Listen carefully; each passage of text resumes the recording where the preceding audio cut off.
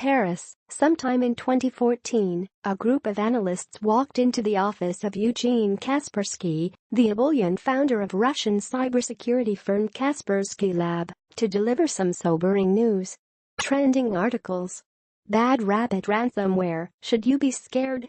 Networks in Russia and Eastern Europe have been targeted by a new strain, powered by Kaspersky's antivirus software had automatically scraped powerful digital surveillance tools off a computer in the United States, and the analysts were worried. The data's headers clearly identified the files as classified.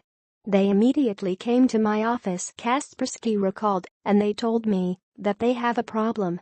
He said there was no hesitation about what to do with the cache. It must be deleted, Kaspersky says he told them. The incident, recounted by Kaspersky during a brief telephone interview on Tuesday and supplemented by a timeline and other information provided by company officials, could not immediately be corroborated.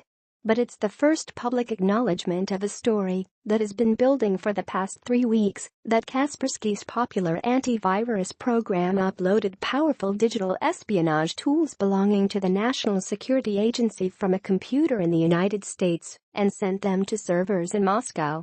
The account provides new perspective on the U.S. government's recent move to blacklist Kaspersky from federal computer networks, even if it still leaves important questions unanswered. Born of carelessness. To hear Kaspersky tell it, the incident was an accident born of carelessness. Analysts at his company were already on the trail of the Equation Group, a powerful group of hackers later exposed as an arm of the NSA, when a computer in the United States was flagged for further investigation. The machine's owner, identified in media reports as an NSA worker, had run antivirus scans on their home computer after it was infected by a pirated copy of Microsoft Office, according to a Kaspersky timeline released Wednesday. The scan didn't just treat the infection. It also triggered an alert for Equation Group files the worker had left in a compressed archive, which was then spirited to Moscow for analysis. Kaspersky's story at least partially matches accounts published in the New York Times, the Washington Post and the Wall Street Journal. All three publications recently reported that someone at the NSA's elite hacking unit lost control of some of the agency's powerful surveillance tools after they brought their work home with them, leaving what should have been closely guarded code on a personal computer running Kaspersky's antivirus software.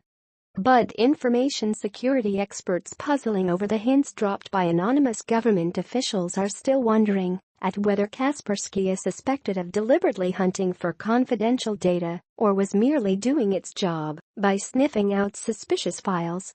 Much of the ambiguity is down to the nature of modern antivirus software, which routinely submits rogue files back to company servers for analysis.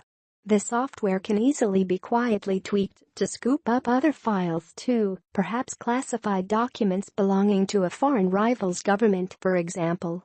Explicit warnings. Concerns have been fanned by increasingly explicit warnings from U.S. government officials after tensions with Russia escalated in the wake of the 2016 presidential election. Kaspersky denies any inappropriate link to the Russian government and said in his interview that any classified documents inadvertently swept up by his software would be destroyed on discovery. If we see confidential or classified information, it will be immediately deleted, and that was exactly what happened in this case, he said, adding that the order had since been written into company policy. If we see confidential or classified information, it will be immediately deleted, and that was exactly what happened in this case. Eugene Kaspersky, founder of Kaspersky Lab. An AP request for a copy of that policy wasn't immediately granted. Kaspersky's account still has some gaps. For example, why not alert American authorities to what happened? The newspaper reports alleged that the U.S. learned that Kaspersky had acquired the NSA's tools via an Israeli spying operation. Kaspersky declined to say whether he had ever alerted U.S. authorities to the incident. "Do you really think that I want to see in the news that I tried to contact the NSA to report this case?" he said at one point.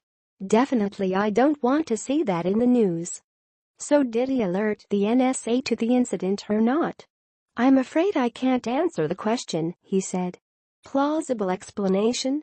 Even if some questions linger, Kaspersky's explanation sounds plausible, said Jake Williams, a former NSA analyst and the founder of Augusta, Georgia-based rendition InfoSec. He noted that Kaspersky was pitching itself at the time to government clients in the United States and may not have wanted the risk of having classified documents on its network. "It makes sense that they pulled those up and looked at the classification marking and then deleted them," said Williams. "I can see where it's so toxic you may not want it on your systems.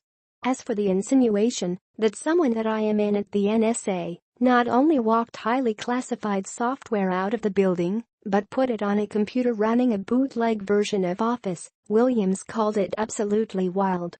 "It's hard to imagine a worse PR nightmare for the NSA," he said.